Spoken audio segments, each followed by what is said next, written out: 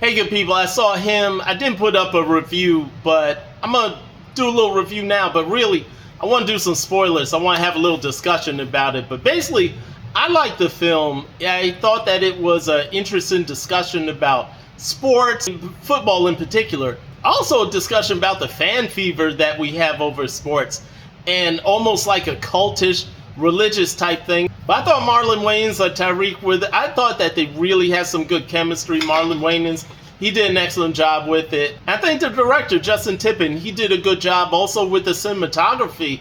Where did the cinematography? The movie looked great. It looked great. It felt interesting. It was different. Anyway, spoilers. I'm going to talk about it. The things that I thought about it, I want to talk about. Things that were in, little critiques, but also wondering why people didn't like it so much. But first of all, the movie tackling the idea of sports over health and how you want to give up everything, even your own health, in order to achieve this greatness, in order to be the GOAT. That was interesting. That was the overall theme of the movie, going from the health issue all the way to the end, where you know the battle and whatnot, and showing in the film that sort of like a cultish behavior.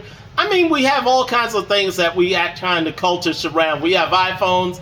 It's a joke about iPhones being a cult. It's a joke about sports being a cult. And also making note of how the film looked towards parenting and how parents kind of push their kids into sports and have them just have some type of tunnel vision where they can't see anything else but the sports. They idolize the sports players, which is fine, but you can also idolize scientists, you can idolize artists and say things like that, but sometimes parents see it as the only way out for their kids.